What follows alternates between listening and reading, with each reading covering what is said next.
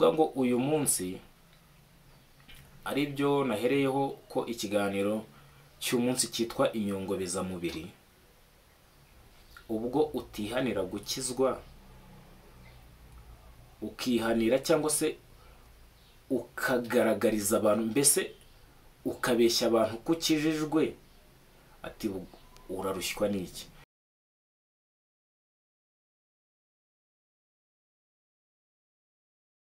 Twongeye kubasuhuza bakunzi ba channel ZIBUKA TV. Amazina yanjye nkuko mubimenyereye nitwa Munezero, w'Umunezero. Izina nahawe ry'umugisha ni uw'Umunezero. Uyu munsi nagira ngo tuganire ku nsanganyamatsiko igira iti Inyongobeza Mubiri.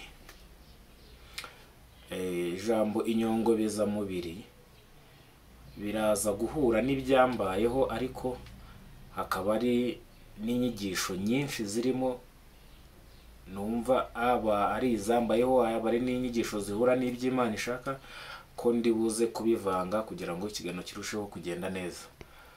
Mpereye ku Nyongobeza Mubiri, urabona nko muri iyi minsi hari ukuntu usanga nk'abantu guhera nko ku cyane cyane nk'abantu b'urubyiruko, nko kuri ya myaka nka 35 ugarura hasi, usanga hari ibintu twamaze kwishyiramo, twamaze kwiyeguriramo.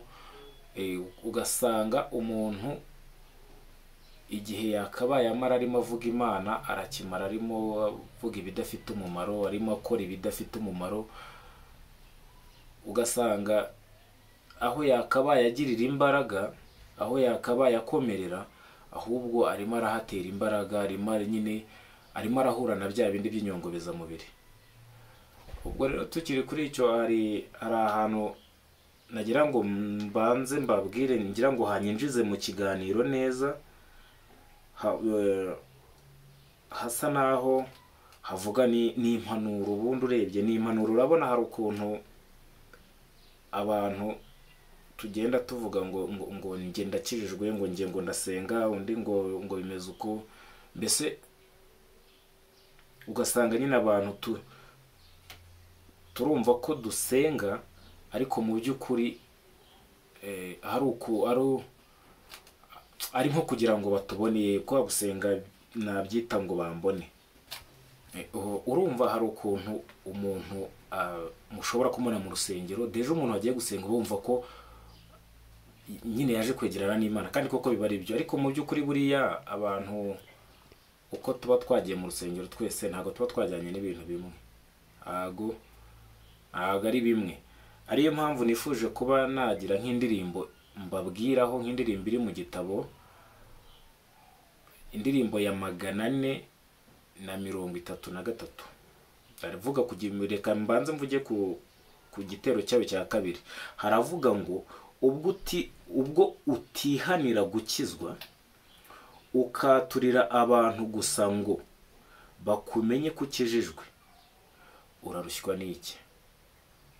Ubwo utihanira gukizwa, ukihanira cyangwa se ukagaragariza abantu, mbese ukabeshya abantu ko ukijijwe, ati urarushywa n'iki? Bivuga ngo uyu munsi ari byo nahereyeho ko ikiganiro cy'umunsi cyitwa Inyongobeza Mubiri. Urumva nk'ubu nshobora kujya mu rusengero nkagenda nkasenga, wambonamo ukavuga ati uriya muntu n'umukozi w'Imana arakijijwe, nkuko nawe wenda we mu mutima nama yawe wagiye wumva ukijijwe, nyine ukavuga uti n'uriya mugenzi wanjye nawe arakijijwe. Ariko mu by'ukuri atari byo byanjyanye, mu by'ukuri najyanwe wenda n'ibindi bidafite n'agaciro. Uyu muririmbyi aratubwira ngo niba tutihanira gukizwa, tukaba twiyaturira, mbese tukaba twishushanya ngo abantu batubone ko dukijijwe, ngo turarushywa n'iki? Ariho hahandi uzasanga umuntu ava gusenga akajya gusambana, akava gusenga akajya kunywa inzoga, akava gusenga akajya kunywa itabi, akava gusenga akajya, simvuze ko abantu bajya gusenga baza bakiba bakajya muri ibyo, ariko none sinanahakana ko hari abatabikora. Ntago ubundi bajya bavuga neza ngo hari abantu ntabura uruntu.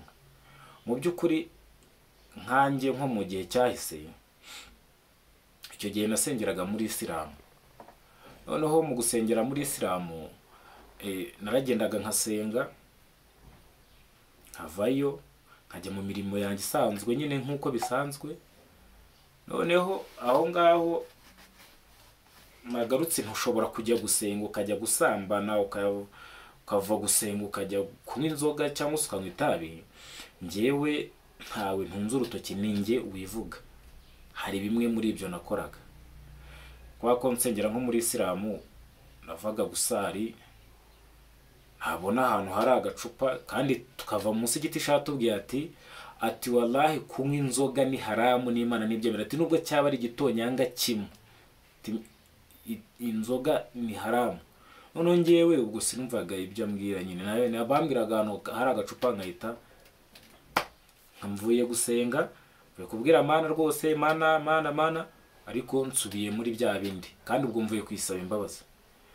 Noneho ahantu nagiye mbonera ko ibintu nkora nyine ntareme bifite nsenga ya masengesho, avaho ndakaza agahagara hejuru umutwe wanjye agahita ahagararaho. Nahoranaga ibintu by'ibibazo bya buri munsi bihoraho, bimeze nk'irasiyo yanjye ya buri munsi ihoraho. Nkibaza ati ko njya gusenga kuki Imana itanyumva?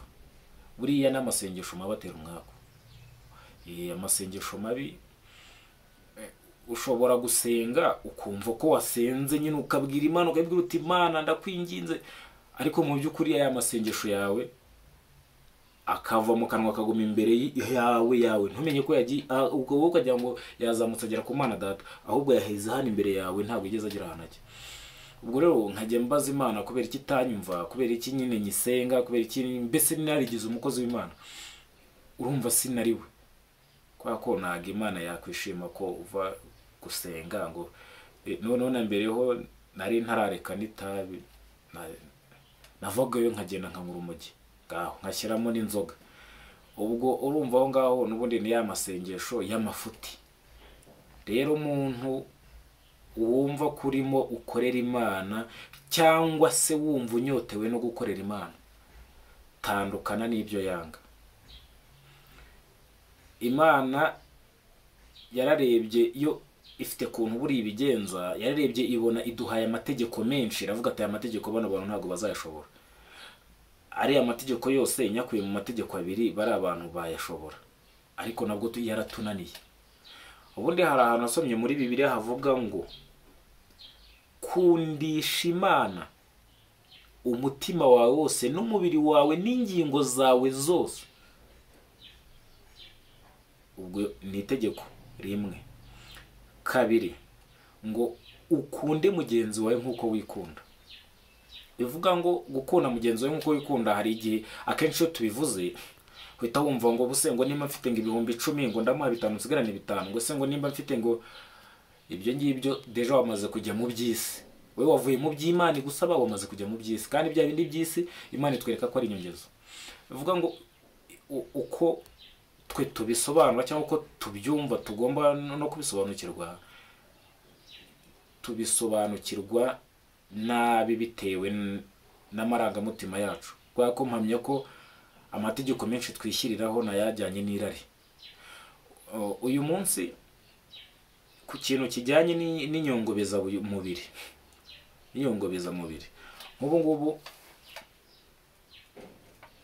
nshobora kuba kano kanya mfite ibiro nka 50, mu rugero reka dufatire kuri 50. Noneho nkaba nsenga, nkaba ntasambana, nkaba ntanywa inzoga, nkaba ntanywa iryo tabi. Noneho na bya biribwa mbonye, nimba sari ibijumba, nimba ari ibitoki, nimba harimo n'izo mboga n'iki, ugasanga ndabiriye, wenda hiyongereyeho amagarama 200 cyangwa 100. Urumva ko kubera nyine nta bintu biri kuyongobeza umubiri wanjye, urumva n'ubundi ndiyongereye, hari ikiyongereyeho. Ariko nimba ndi muri cya gice cyo kuvuga ngo nagiye kujijisha abantu kugira ngo bone ko ndi umukozi w'Imana, cyangwa se ko nsenga, nkavayo nkigira mu gusambana, nkavayo nkigira kunywa itabi, nkavayo nkajya kunywa inzoga, mu by'ukuri ibyo bintu byose nta kintu gishobora kongera ibiro kirimo, ahubwo ni ikigabanya ibiro wari ufite. Ubwo icyo ngicyo rero nicyo mpita nita inyongobeza mubiri. Icyo nicyo bita inyongobeza mubiri. Ubwo niho hahandi uzasanga umuntu wenda mwaherukanaga reka tuvuge nko muri 2010, mwakongera gukubitana muri 2023, ukaba uri umuza, ari umujeni akeye yambariye imyenda ikamubera, none ukajya kubona ukabona yabaye bakonja riva, ukabona ahora yifubitse ameze ukuntu nyine ubona ahora yifubitse. Yahuye n'inyongobeza mubiri. Aho ngaho ubwo aba yamaze kugera muki, aba yamaze kugera muri ya gahunda y'inyongobeza mubiri. Ubwo nyine umubiri we uba wagiye. Ubwo ikintu Imana uyu munsi iri kudushakaho cyangwa se ikidukeneyeho ni ukuyikunda n'umutima wacu wose n'ingingo zacu zose, nta kintu na kimwe gisigaye. Ariko usanga benshi twibereye muri ibi, abandi twibereye muri ibi. Noneho hari nk'abantu bavuga ngo se ngo igihe ngo Yesu ngo bavugiye ngo azaza ngo kuki ataza. Buriya reka wenda se ntago ndi umuhanga wabyo cyane, ariko reka mbabwira akantu gatoya nabashije kumenya impamvu Yesu ataraza guhita aca urubanza rw'ibyo tubamo, cyangwa se tutarahura n'ibihano byacu, kuko ntago turi abakiranutsi. Kuko Bibiliya itubwira neza ko uziyita umukiranutsi azaba yise Imana ko ibeshya, kandi Imana ntibeshya. Kuko njye mpereye ku byo yankoreye, mpereye ko yampaye agakiza ku buntu, mpereye mu nzoga yankuyemo, mpereye mu businzi, aho narindi mpereye mu bidafite umumaro. Urumva ntago nagera hano ntaranyuze mu ibyo bibi, ntarakira agakiza, nabinyuzemo. Ariko ni nk'ishuri kugira ngo nzabone icyo mvuga ati Imana yakoze ibi. Kuko ntago ari kubwe imbaraga zanjye. Uyu munsi impamvu isi tararangira, abantu akenshi tuvuga ngo kubera iki ngo igihe, urabona hari ukuntu bavuga ngo igihe bavugiye kataraza. Buriya rero uyu munsi nuramuka ugiye ukabona umuntu yakoze impanuka, wowe mwarimu wenda cyangwa se muri kumwe agakora impanuka, wowe ugasigara, wenda mwamufatanye ukuboko, haba harimo distance, ntuzavuge ngo ni ubuhanga bundi wakoresheje. Oya, ahubwo buriya ni hahandi uzasanga Imana yarakurebye ikabona hari icyo wakoze muhahise, ikaba ari kikurindira kuri uwo munsi, cyangwa se ikabona hari iki gushaka muzakora mu gihe kiri imbere, ikaba ari kikurindiraho kuri uwo munsi kugira ngo icyo yavuze gisore. Kuko urumva uramutse ugiye hari icyo wamaze kandi Imana yayibona cyaragize umumaro, ntago yabyemera. Ibonye hari icyo uzakora ukagenda mbere, nabwo ntago yabyemera. Byose ni ibigena. Kuko hari nabo yazuye barapfuye bamaze iminsi ngahe mumva barazuka. Uyu munsi rero nago twe twayinanira kutuzura, twapfuye duhagaze, yatuzura rero. Ubwo kuri icyo cyo uko impamvu isi tararangira, urabona nk'uyu munsi hari nk'ukuntu ushobora kuba uri mu rugo nyine ukavuga ati basobwe isi tararangira, hari ikibazo.